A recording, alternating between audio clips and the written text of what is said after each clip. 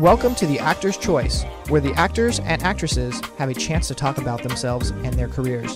Join us now for the next hour as we explore the marvelous industry of acting by actors and actresses from today's exciting show business world.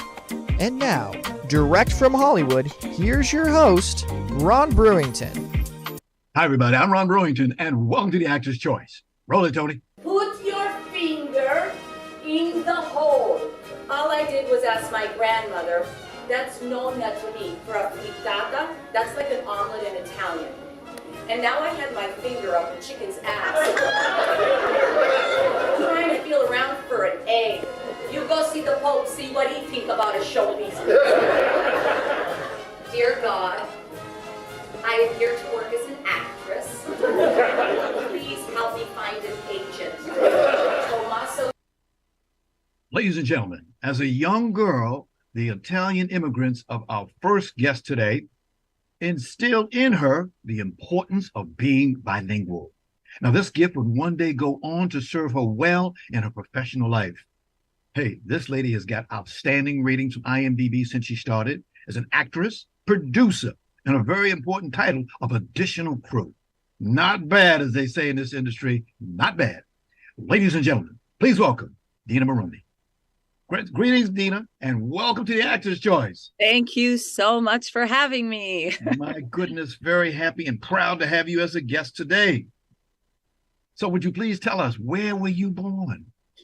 Well, I was born in a small city called Port Arthur. It's now called Thunder Bay. Port Arthur, there it is. It's Thunder Bay. It's on the tip of, sort of like the tip of Lake Superior. It's about 4 hours northwest of Duluth, Minnesota. Okay. I can see you listen cold to climate. Me. Okay. It's in a cold climate, yeah.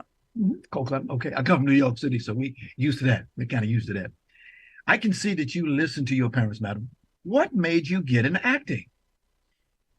Well, I played my childhood with my grandfather, who was a bit of he was a joker. He used to get dressed up and do all little, funny bits. And so he encouraged us. He would say, go sing, go sing. I can't sing, by the way. Say, go sing. And we'd have to go sing in front of people. We'd go to their homes to visit. And my grandfather would say, they're going to sing a song now. And he put us up there. I happened to really enjoy it, even though I had the weak voice. My sister had a very good voice, but she wasn't really like about the showmanship. She was a little, I was a little bit more showy. And so it just kind of grew from one thing to another. But my parents never wanted me to be in the entertainment business. The job was supposed to be something more traditional. Okay. And I fought it. And I just did what I wanted to do. Okay. The year was 1983. You got your first IMDb film credit for an action sci-fi thriller called Endgame Bronx Ladder Finale. Remember that film? No, I don't remember that film. That was a long time ago. Interesting. That was your first IMDb film credit. And we're moving on a little faster than that. Let's go to the year was 1998. And you did a film called Psycho, horror mystery thriller. You were the ADR voice. So here's what I did in that movie. So I did a lot of background voices. Okay. ADR looping, but there was there's a screaming voice in the shower when she gets attacked. Okay. And, they had to bring in the voices afterwards to embellish the screaming, because sometimes the actor or performer can't quite hit the screaming during the takes. Okay. So really build it, because it is Psycho. They bring in professional voiceover actors and they come in and they do their screaming. So it was a Gus Van Sant directed film. They brought in a couple of us and we went and screamed for her voice. And but among other things that were in the movie. But yeah, it was a lot of fun. Well, it must be good, because you got 69 additional crew credits? I do a lot of voiceover in feature films and group ADR looping for all kinds of films. And they could be TV, independent films, big feature films. So I do a lot of voiceover. Okay. You said ADR. Would you please, I know what it is. You know what it is. Could you please tell the audience what it is? Well, simplifying it is, when you shoot a movie, there are a lot of extras in the movie. And you can't shoot the audio of those extras because you're trying to record just the principal voices. So the principal actors are saying their lines. And in the back, there might be a party or a wedding or something going on. All those people that are in there get layered in after. We bring in a group of 12 to 18, and we come in and we build up all those, pockets of dialogue and conversation. So it sounds like they're speaking. And sometimes they might need, a radio announcement. Sometimes they'll need the pilot on the plane, sometimes police radio. We pick up all that stuff after a movie has been recorded, or a TV show, and we flavor it in. We add all of the extra sound textures to it. It can range from something like vocalizations, gibberish, to actual, having conversations, to a lot of screaming, maybe. Like if you see a movie like Spider-Man and all these things are happening and buses are being turned over, there's a group of voiceover actors like myself and others, and we are in there screaming like, and the thing's coming at you, it's hurling. You got to catch that big mouth, and that person is screaming, and it's a lot of fun. And then you like things like I recently worked on a couple of Italian projects because I'm Italian and I'm fluent in Italian. I worked on The White Lotus. They went to Sicily, and I did background voices in that.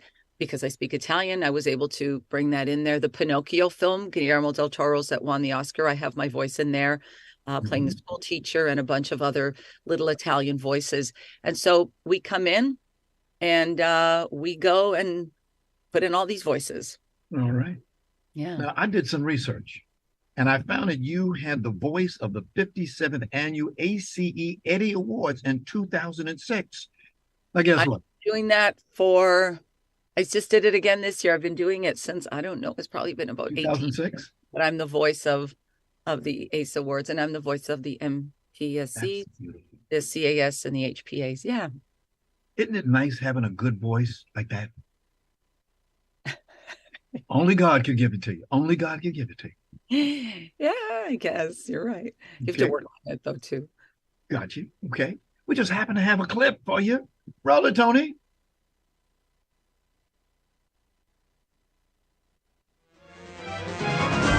Ladies and gentlemen, welcome to the 2006 ACE Eddie Awards.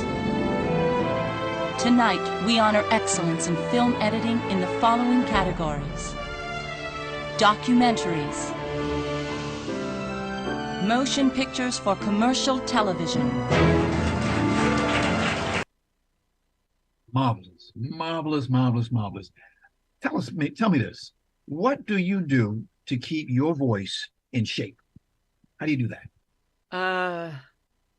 It's terrible. I don't. I drink a lot of throat tea. Okay. But I try to always speak from my diaphragm.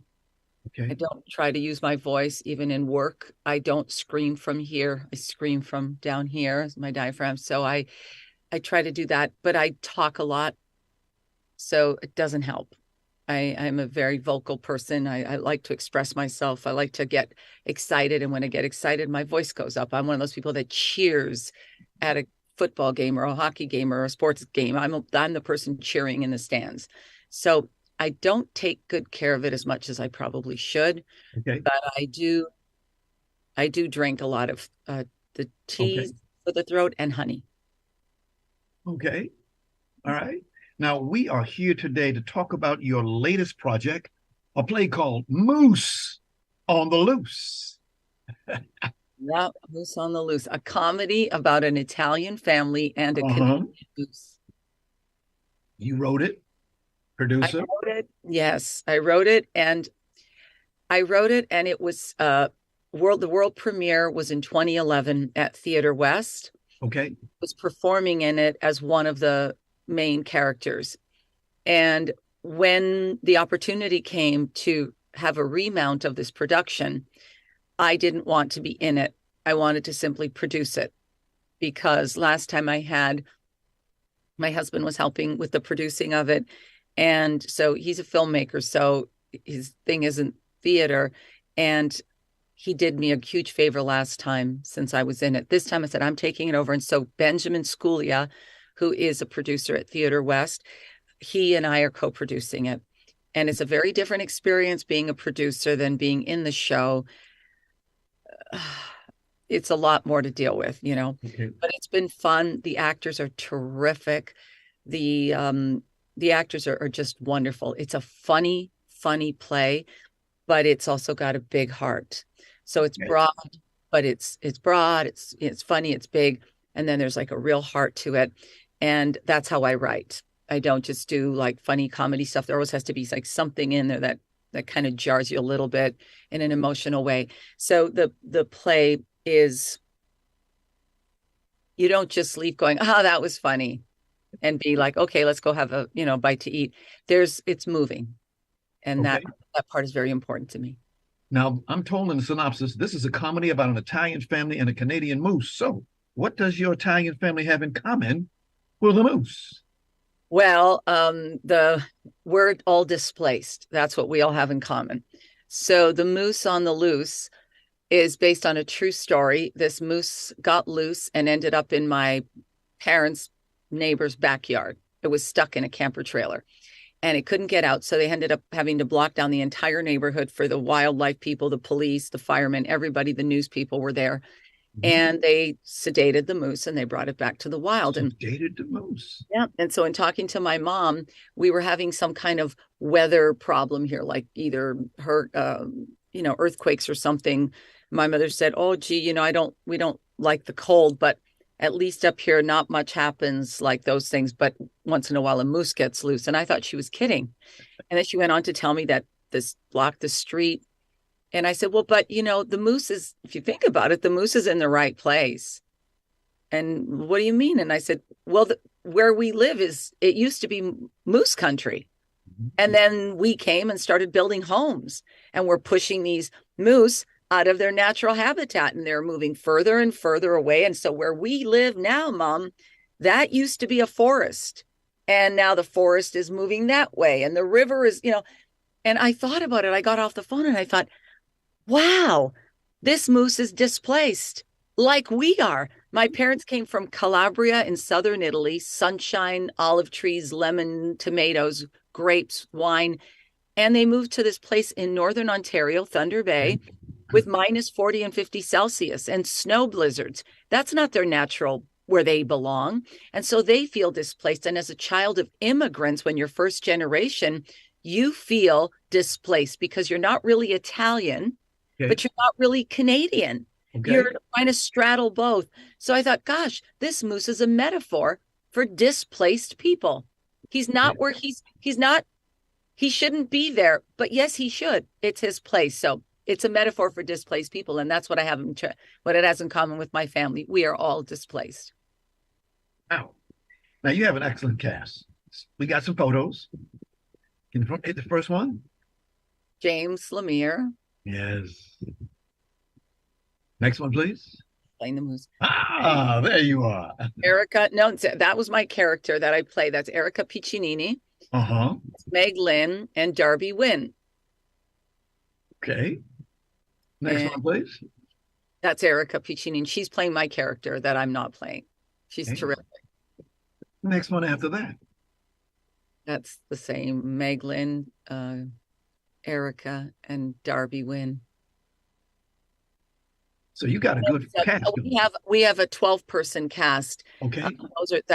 We only had pictures. We did some pre-pictures with just a few people in the cast, but we have a terrific cast of really 12 really excellent actors. Besides James Lemire, who plays the moose, there's Stuart Howard, who plays the lead. Connie Mellors plays the mother. The grandmother is Laura James. The grandfather is Richard Reich. The four children, besides Erica, you saw in the picture, Erica Piccinini is one of the daughters. Then Rick Simone and Nick McDowell and Deanna Gandy. And then the husband is Cecil Jennings, the Indigenous woman I told you is Meg Lynn. And there's a guy named Cecil Jennings who plays Daryl. Okay. So we have a full cast of excellent actors. Question: what excites you the most about this play? Oh, and what excites me the most is that, first of all, it is a humanist comedy and it's really grounded in reality. Families can identify with this play. And so I have what I love when people come up to me and they say, that's my story or that's my family. And I say, oh, where part of Italy are they from? And they say, oh, no, I'm from Iran. Or this is my grandfather's story. And I'm like, where are you from? Oh, we immigrated from Croatia. I mean, this is what I keep hearing. There was a composer from India in one of the Canadian productions of my play. Yes. He was next to my nephew in the theater, and he was weeping during this one monologue near the end. And after it was all over, he was wiping. He says, oh, geez, he said, that's my story. And my nephew turned to him and said, oh, what part of Italy are you from? He said, no, I immigrated with my parents from India. This is our story. That's what excites me about this play. It's that it's so international. We can laugh at what we're hearing up there. We hear ourselves. We are these families. And what excites me about it is that it gives somebody who wants to see theater 2 hours of a really good time. You're not going to leave depressed. You're not going to leave, you're going to think about it, but it's going to be very funny. You're going to be entertained with some really great performances. And I just love, because the people that this play is about, it's not about my parents. It's not about my family. It's about the people from this generation that came from Europe. It could come from anywhere, but it happens to be my story in that I'm telling it. The immigrants that came, that this story is based on, they're not here. They're gone. They're going. It's the last wave, the last few numbers that are left of the people that this story is based on. These are the friends of my parents, friends of my parents, my neighbors. And that wave of immigration that came to Canada in the late 50s, early 60s, they're gone. So the kids are left to take on the customs and the traditions of these parents. But those people are not coming back. And that work ethic and that tenacity and that strength and courage of those people is very unique. Got you. We've got just a few moments left. I understand this is the second time that you have been doing a show at Theater West. The last time was in 2011. Any reason for that? Yes, the first time it was just, this is a great play, let's just do it. And then the second time now, it's we had an opportunity to put up this show because it was very successful before. And people enjoyed it, and we had to cut our extension run down because they had to start building a set in the theater. So we were sort of, 2 of our extension days weekends were taken away, and we're excited that we can finally, after all these years, put it back. And it's a very timely story. It's about immigration. Okay. The story continues. Okay. You're going to be running April 14th through May 21st, Fridays, Saturdays, and Sundays. Correct. Okay. Reservations? It would be good because you can get your $35 tickets instead of $40 tickets if you buy in advance. Okay. Online ticketing? Online ticketing, and we have a box office number that at Theater West, it's 323-859-7977. I believe that's 7977. 7977, yeah. And they can call the office or someone there to answer the phone, but otherwise online ticketing. And like I said, tickets in advance for $35. Okay. We also have an ASL performance. Yes. And we also have we have a special sensory sensitive performance. We have the ASL. They can go on our website, is the second weekend after we come back. And also the sensory friendly performance is for families who have children who have learning differences or disabilities or autism. They can't enjoy going to the theater because people are going to turn around and tell them to stop making noise, or they're going to feel insecure that their child might be noisy. Well, in that production performance, you don't have to. You just sit back. You don't have to do anything. Just let your child have fun. And it's a really great, it'll be great for families. Moose on the loose. Couldn't get any better than that. Thank you. Take care. Dina, I want to thank you very much for being on our program today. We truly wish you the very best in your continued career. And please give thanks to your publicist, Philip Sokolov, good friend of ours. Thank you so much. Indeed. Have a wonderful day. Wish we had more time. We'll get you back again, get some more time in there. Okay. Take care. Ladies and gentlemen, Dina Morrone. This is The Actor's Choice. I'm your host, Ron Brewington. Ladies and gentlemen, we'd like to let you know that we are asking our Actors Choice Scribe to help us get former baseball player Curt Flood into the Baseball Hall of Fame. Now, Curt passed away January 20th, 1997. He was the husband of one of our wonderful guest renowned actress, Judy Pace. All you got to do is contact our office at 213-349-3941. That's 213-349-3941. We sincerely thank each and every one of you for being a part of this magnificent award for a great baseball player. Roll it, Tony.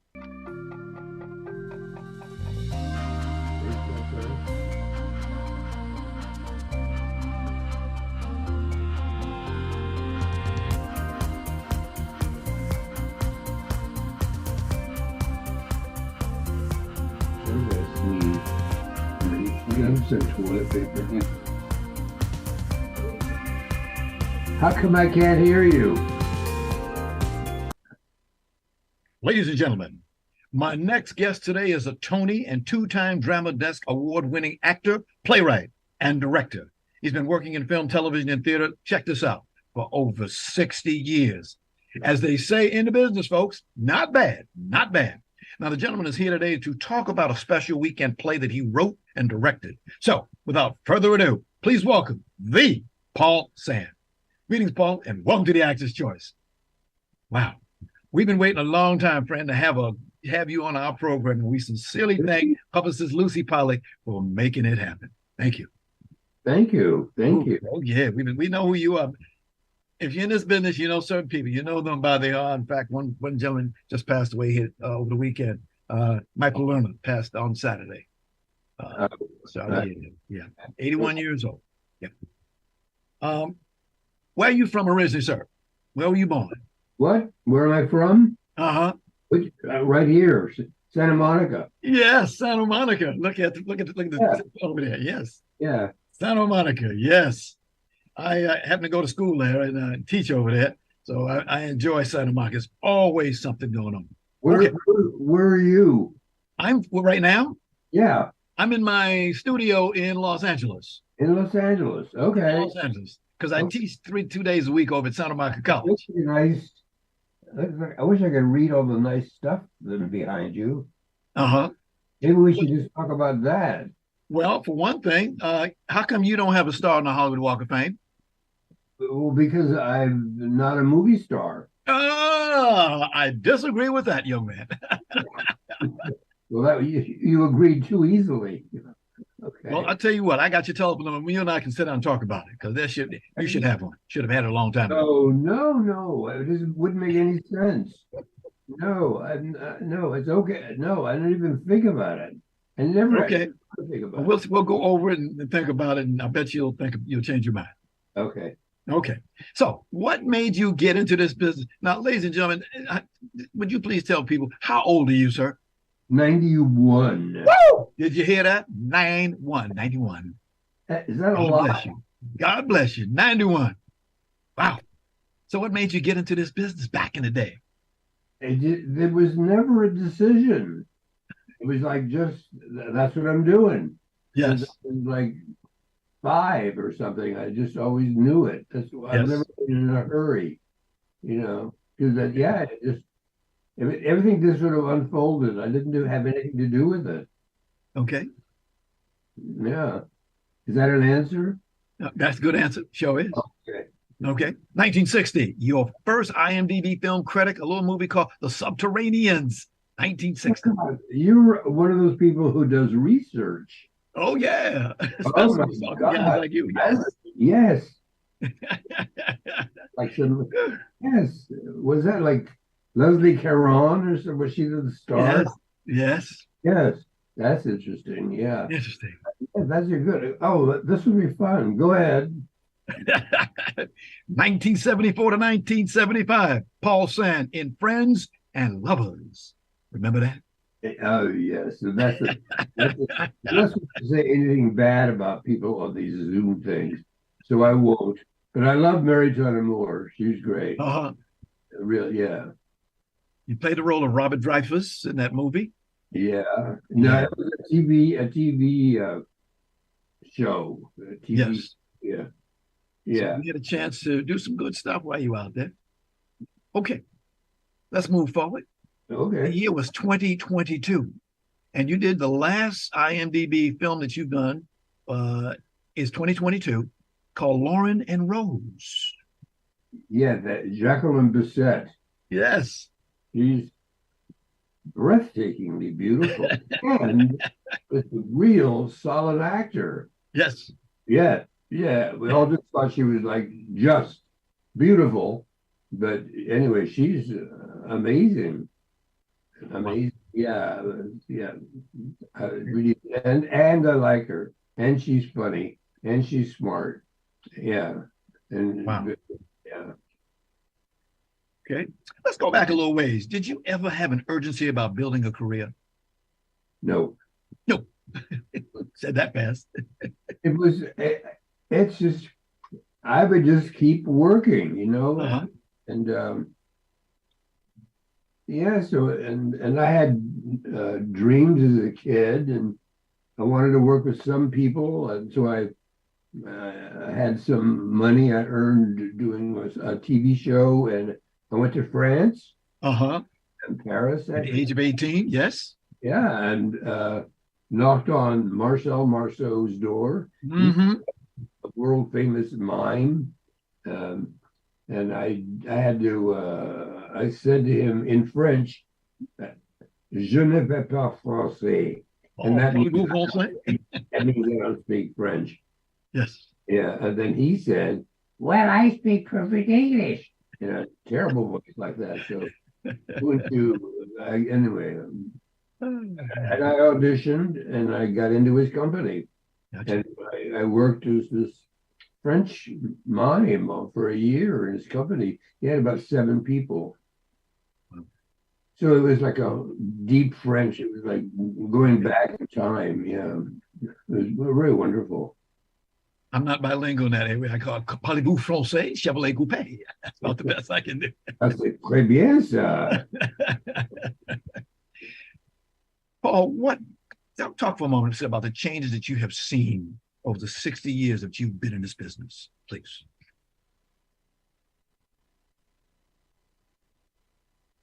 Oh, that's it? That's it. The changes you've seen since you've been in it. A lot more people.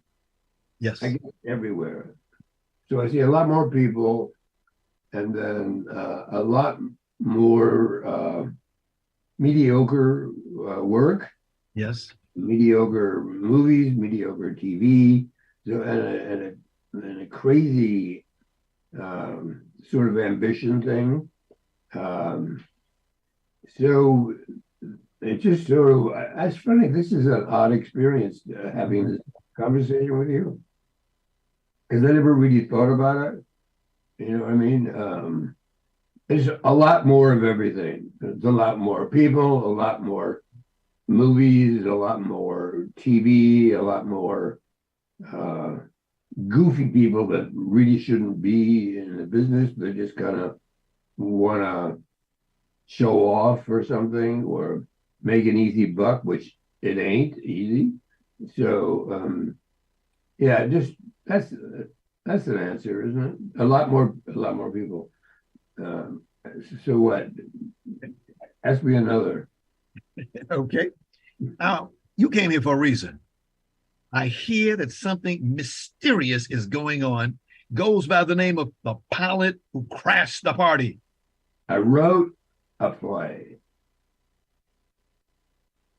So, at first its title was Possible Dangerous Side Effects. Okay. Then I have a friend who's a poet named Pablo Capra, and he said, I don't like that title. And then he was looking out the window, and then he said, how about the pilot who crashed the party? And so I thought it was perfect, and so I took his suggestion. And and I like it. And that's what happens. There's a party, and this pilot crashes not into the house, because that would kill everybody, but it was like just outside, and part of the airplane comes onto the stage, and the people who are at the party take care of the pilot. And then I'm sort of I'm sort of doing well, they called them drawing room dramas Okay. in the 30s, and you know, it's like not a takeoff, but inspired by Okay. the drawing room drama, and where it all takes place in a couple of rooms in a big house, and people dress fancy, and but no one's it's not campy or anything, and no one's trying to be Noel Coward or anything. It's just the situation.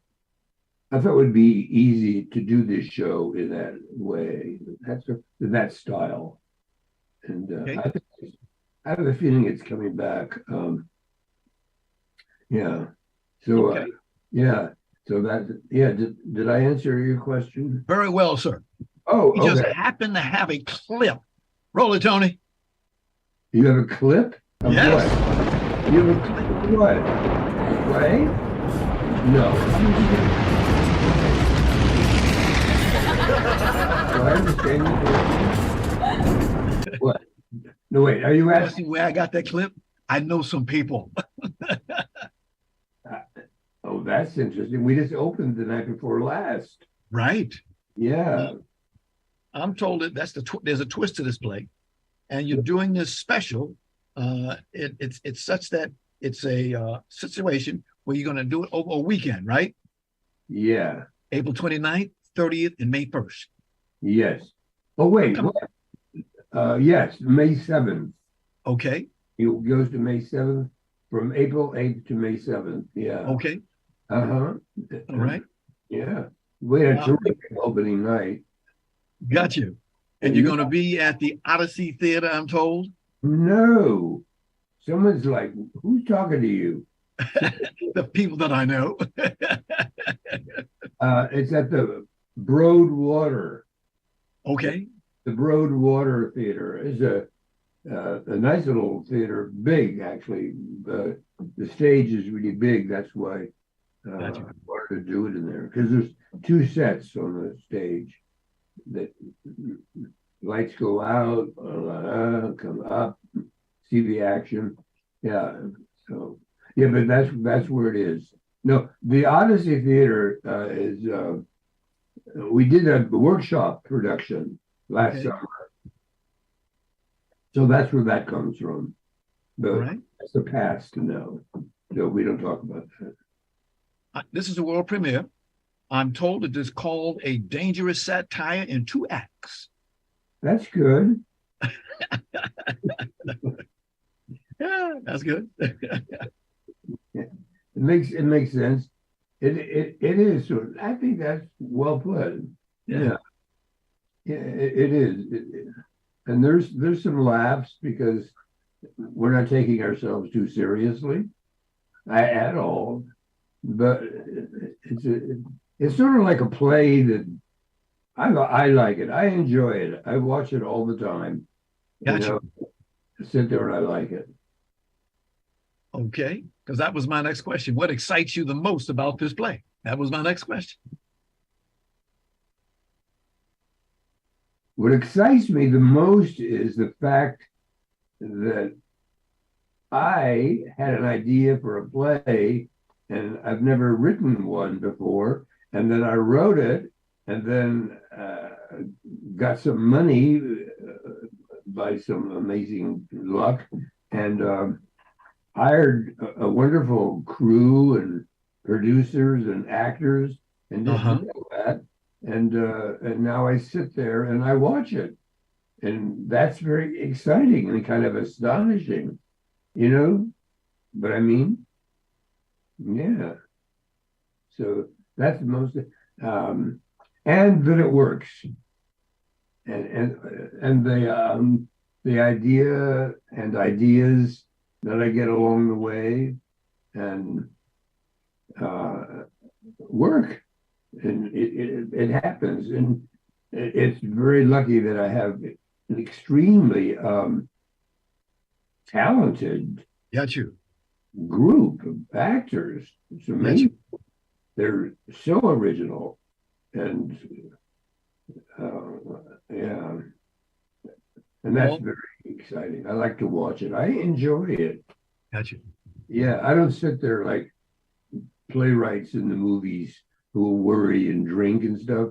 I just sort of like watching the show, and I'll laugh. Sometimes I'll invent something new on my own. I just say, I tell them to do that, and they do it very well. So it's not improvised. It's really written. Actually sat right here and wrote it during the pandemic. But I've had the idea forever. Yep. Years, yeah. It's sort of the theme is kind of about assumption, about thinking you know somebody when you first meet them. Okay. And then you start turning these people into what you think they are, which is usually a part of yourself anyway. Gotcha. Yeah, I think in that world they call it a projection onto somebody else. So it's about, that's what everybody does to the pilot. They all go, we're very much alike, and so, and then the pilot kind of goes along with it because he's being taken care of very well during this thunderstorm. And we have a technical thunderstorm that's worth the price of admission. It's just fantastic. You have lightning and thunder and rain. That's changed. I mean, that's one of the new things that's for the better. Yeah. Okay. Paul, we're out of time. I want to thank you so much for being here with us today. You got to come back. We just got a bite from you, and we wish to have another. Yeah, well, God bless you and continued success. And thank your publicist, Lucy Pollock. Well, good. And you come and see it. I'll do that. Yeah, please. I think you'll like it. Okay. Okay. Bye. We'll talk about a start when we get off the camera. Okay. Okay. Ladies and gentlemen, Paul Sand. Roll it, Tony. Now what do I do?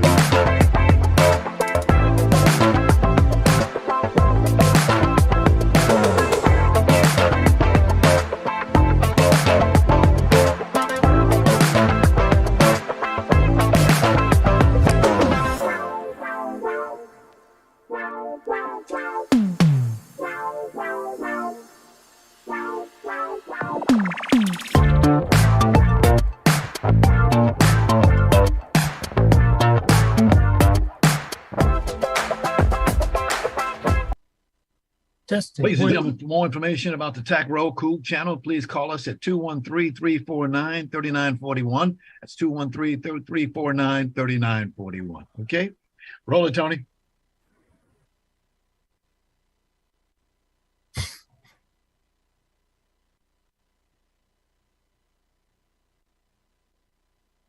Ladies and gentlemen, our next guest today is a longtime friend that I've known with and worked with. Together, we have done some excellent work on prostate cancer and other subjects. Now, he's an award winner who specializes in documentaries, or docs, as we call it in business. Today, we'll talk about his latest project that he showed at the recent Pan-African Film Festival about a Tuskegee Airman. Ladies and gentlemen, please welcome producer, director, Andre Campbell. Greetings, Andre, and welcome to the Actor's Choice. Welcome, my son. Good to see you again. Good to see you again. First of all, where were you born? I was born in Harlem. Harlem? Oh, really? West 125th Street, huh? No, I lived on 120th. Okay. Between 7th and Lenox, 5 blocks from the Apollo. Okay. I was in the other direction. I lived at 240 West 129th Street in the St. Nicholas Projects, and I could see the back door to the Apollo Theater. All right. So we bumped into each other. And then after you were born in Harlem, you moved on where to? Into the South Bronx, 169th Street. Look at Bronx. Yeah, I was like 10 years old. Wow. 169th Street, the project, 17. We lived on a 17th floor. Right. 2 elevators. Wow. In that picture that you saw the old Yankee Stadium, but you could see right across the street from the old Yankee Stadium, there was a track. And we used to go there and run. Go there and run a little bit. All right. Yeah. Well, sir, what got you into this business?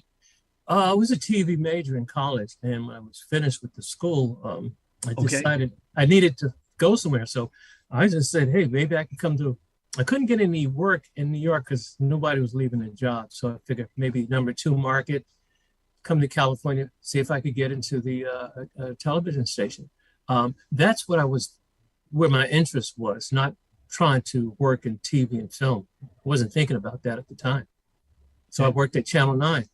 And I did actually, I did. I moved from the mailroom, and thanks to Philip Reeder, he got me into doing documentaries with him. Yep. You have a BA in television production?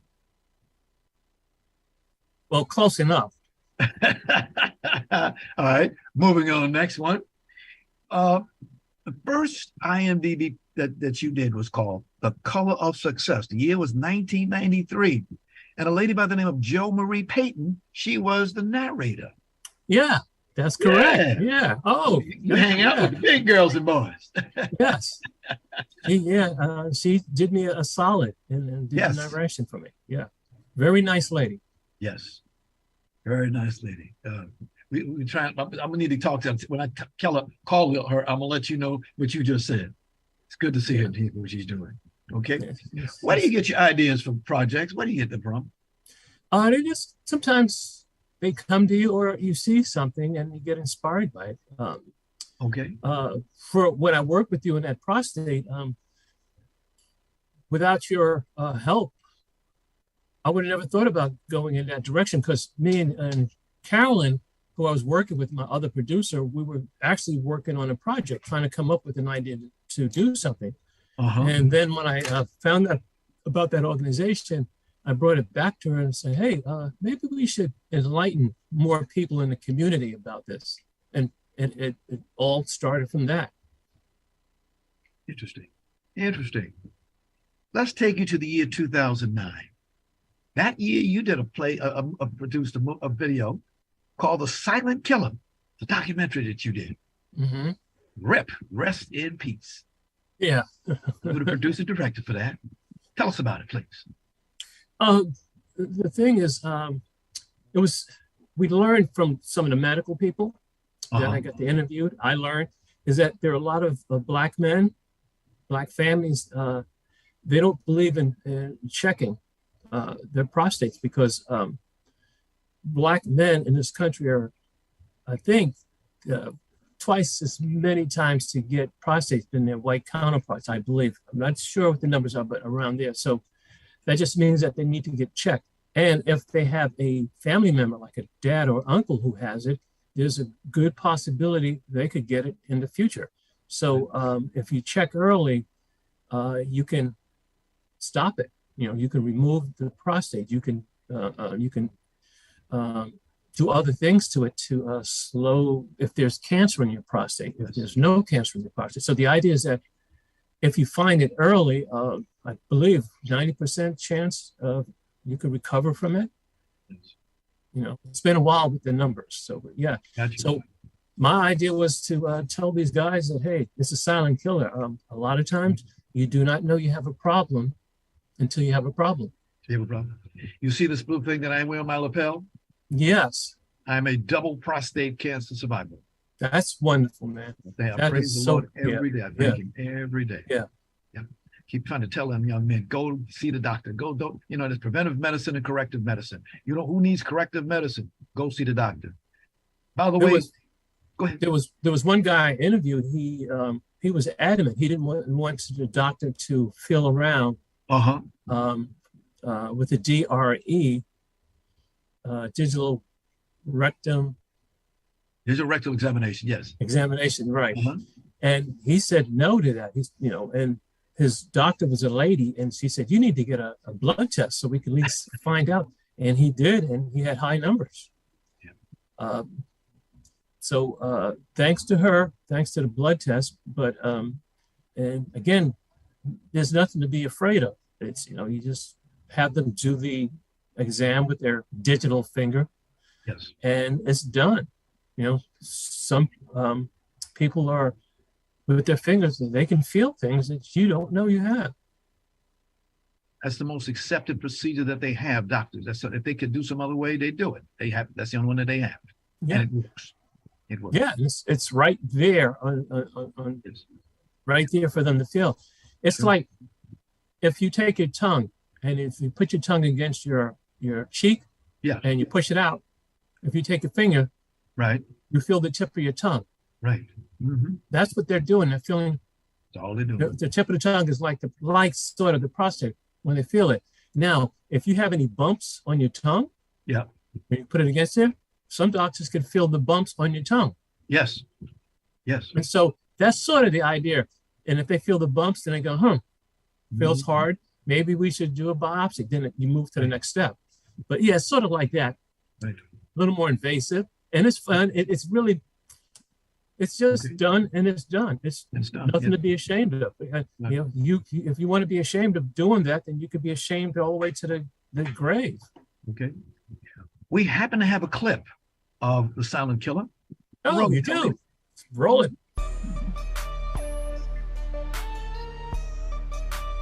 Because I had no symptoms or anything. My PSA came in at 63.5. They performed a biopsy, which Well, I don't came hear back anything on saying my that I end. So I'll had assume a that's one of the prostate guys. cancer. He had a. My first question was, okay, I've got it. Now what do we do to get rid of it?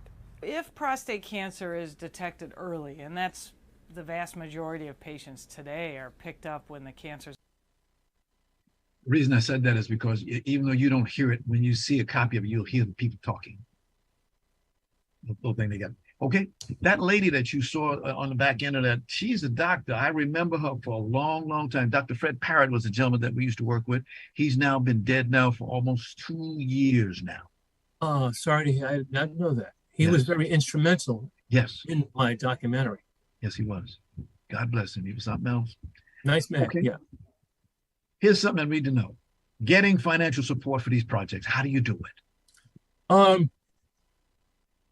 I've been doing it myself out of my own pocket, basically.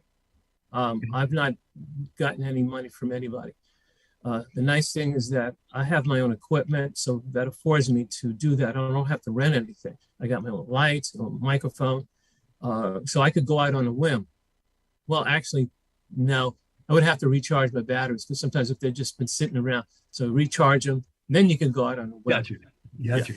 Yeah, so that's the truth. But yeah, and so using my equipment, DSLR cameras, camcorders, old style camcorders at the time. So that's what I did. But yeah, that's how. But it's me funding my own. I do it on. I do it. I work regularly, and I do it on the side. Okay. Now you just finished a project. It's called In His Own Worlds. Tuskegee Airman Jerry Hodges Jr. was your subject. Yes. It's actually Jerry Hodges was a Tuskegee Airman. Yep. And we talked about him being a rookie pilot. A little different because most people talk about flying and having going into places and segregation and et cetera. But we focus on a different slice of the pie of the Tuskegee Airmen. And this slice was him learning how to fly. He didn't think he could. He was sort of afraid for it. And then once he got a little comfortable, he started going up there and doing things, things he's not supposed to do with the plane. Especially he said that he was flying so low once he was cutting off the tops of corn stalks. Just whip, and stuff like that. So it was it's a fun interview. It's a learning interview. And he talks about how it was, how some trainer tried to wash him out and it didn't happen and stuff like that. Okay. So we just happen to have a clip. Roll it, Tony. I have sort of led a charmed life. Hell, I will never be able to fly this plane. It had never occurred to me that I was going to solo. And I looked around, didn't see anybody because I'm not supposed to be doing what I'm about to do. I did a loop, a 360-degree turn, dive, pull up, to go all the way over, upside down, and then back down the same flight. Wow. Jerry's up in his 90s right now. We keep a tab on how many Tuskegee Airmen, we'll call DOTA documented original Tuskegee Airmen, are still living. With the Red Tails, there's only 3 of those still living. We really don't know how many of the normal guys, that are Tuskegee Airmen are out there. But that was a great piece of work that you did, Andre. Great piece. Thank you. I was lucky. It was actually accepted into this year. Yes. In February, the Pan-African Film Festival here in Los Angeles. So I was very fortunate to get the nod from them to play it at a movie theater. So I had to go watch it at a movie theater. It was wonderful. Yeah. Andre, we got to get you back here again because you just got a lot to say, friend. Well, thank you for stopping the TAC one more time. Hearing and seeing you brings back many, many memories. Continue to success, my friend. Thank you, Ron. And you too. Andre, stay healthy. Stay healthy. Stay healthy. That's what I tell everybody. Stay healthy. Go see a doctor. Don't be ashamed. Go see a doctor. Because if you don't see him, you're going to see that other guy, the Undertaker. That guy. I want to thank our sponsors. Harvey Brandman Photography is an art. Ron Irwin's Lose Life, the way to lose weight. Larry Buford's book To the Future, Time Travel, Message in a Capsule. State Farm agent Carla Green and veteran actor Rob Brownstein's Acting Training School and Actors Space. And much thanks to our guest today, actors, additional crew, producer Dina Morrone, veteran actor, director, writer Paul Sand, and producer director Andre Campbell. And of course, special thanks to our ever-growing audience. Be well, ladies and gentlemen. We'll see you next time. Take care.